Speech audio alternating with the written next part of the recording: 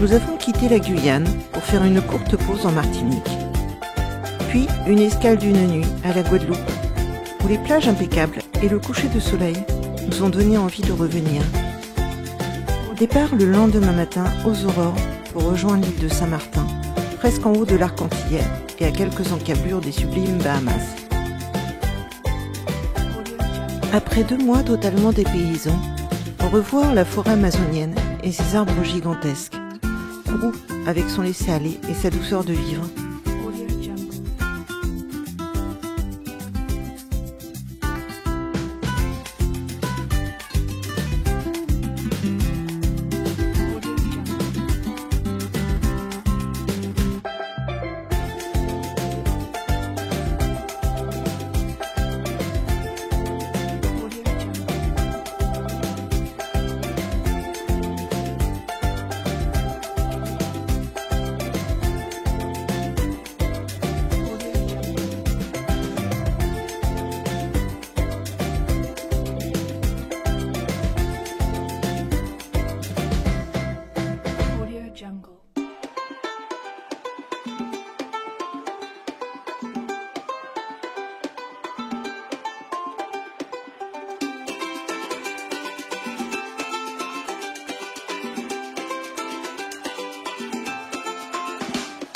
Nous avons fait des sauts de puce au-dessus de la mer des Caraïbes, avec ses eaux aux camailleux de bleu sublime.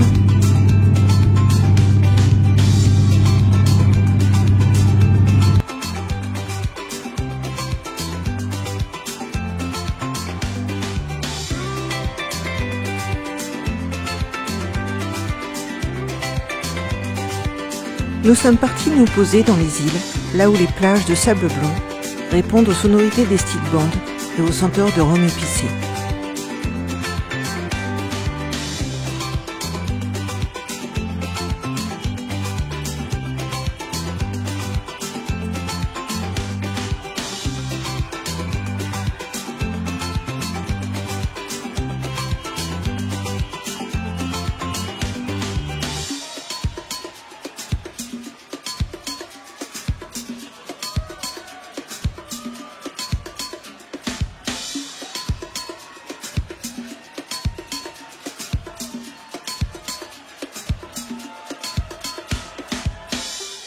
Passant d'un avion à un autre, nous avons pu voler, pour la première fois de notre vie, dans un petit transporteur aux couleurs des tropiques.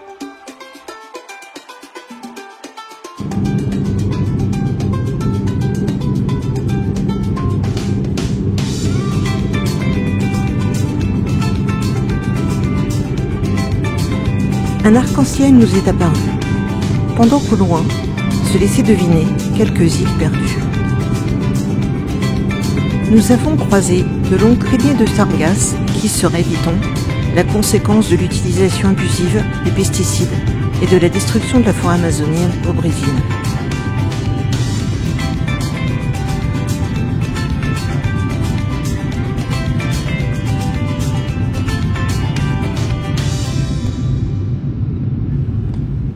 L'approche de Saint-Martin est spectaculaire, avec l'avion qui semble vouloir se poser sur la plage, remplie de touristes. Ses eaux turquoises et ses nombreux yachts aussi gros que des maisons, ses jets privés rutilants.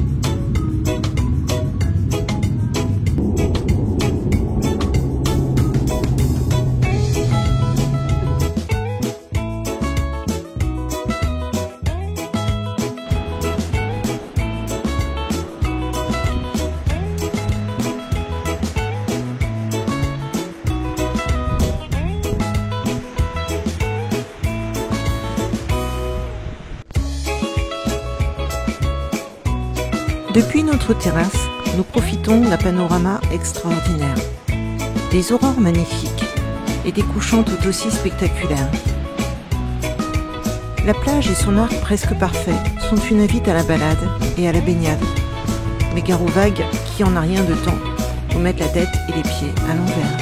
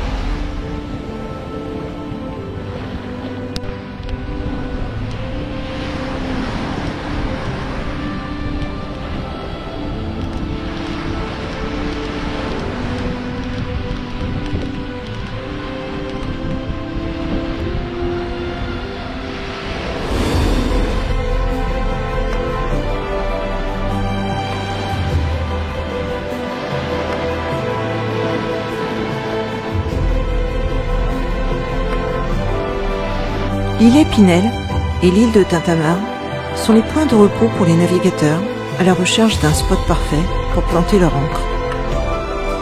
C'est surtout le point de départ pour la plongée et la détente. Pas loin d'ici, il est possible d'aller découvrir Saint-Barthélemy, le repère des plus riches, et sa capitale, Gustavia.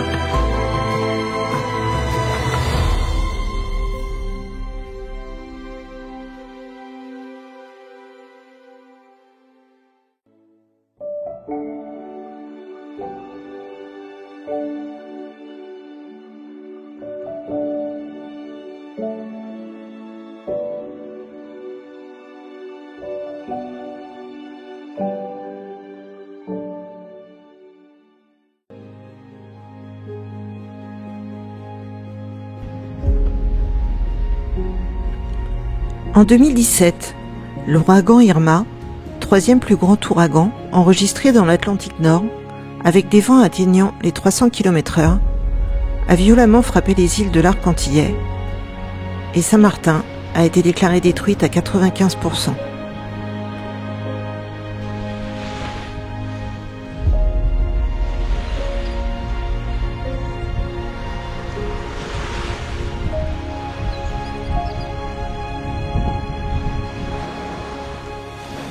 Six ans après, les cicatrices sont toujours visibles dans l'île.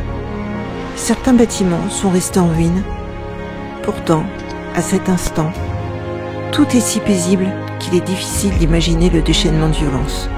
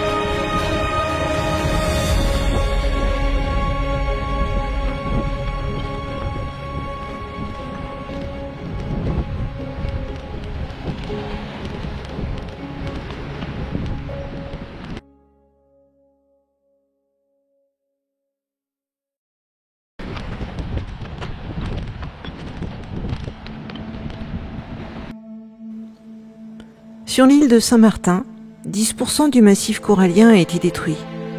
Il reste quelques stigmates encore visibles.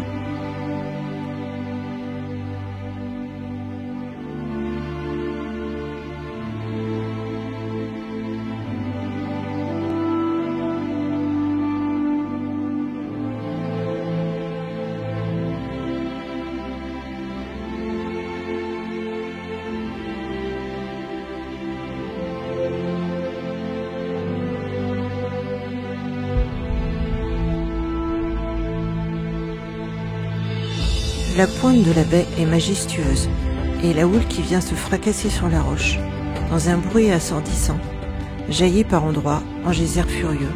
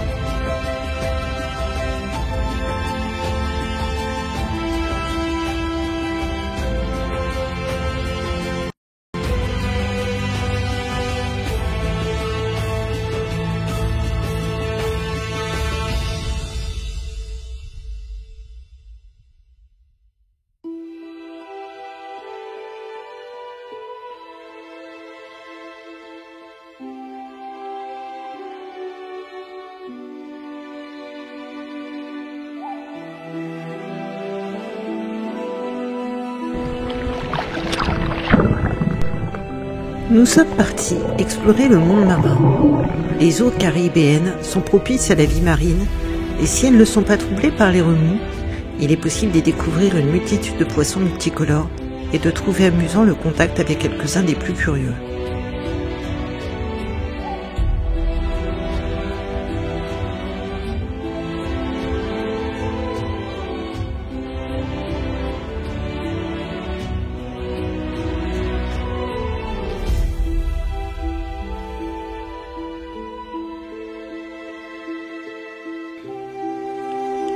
Dans cet espace toujours en mouvement, la vie se rencontre près de l'épave d'un bateau fracassé, d'un tronc d'arbre sans doute arrivé ici lors de l'ouragan Irma, ou à proximité du massif corallien qui regorge de coins et recoins pour la faune sous-marine.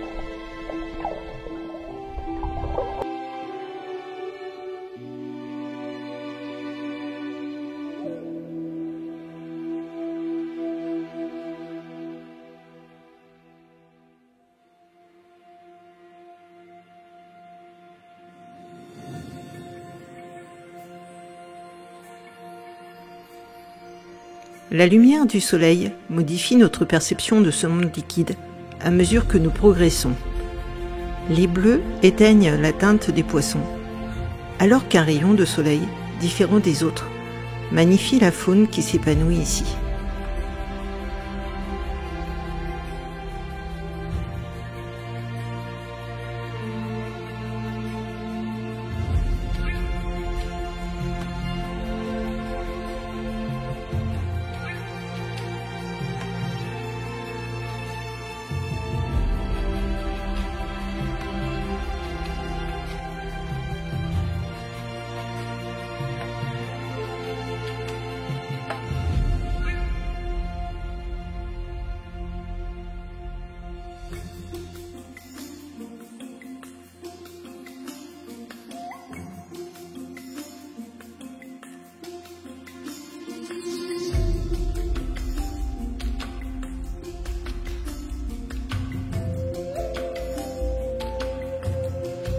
Dans la danse continue de l'océan, nous découvrons une prairie d'algues, lieu nourricier pour les tortues vertes que nous avons eu la chance de croiser. En évoluant paisiblement autour d'elles et en conservant une distance respectable, nous les observerons ainsi pendant de longues minutes, totalement oublieux du monde extérieur.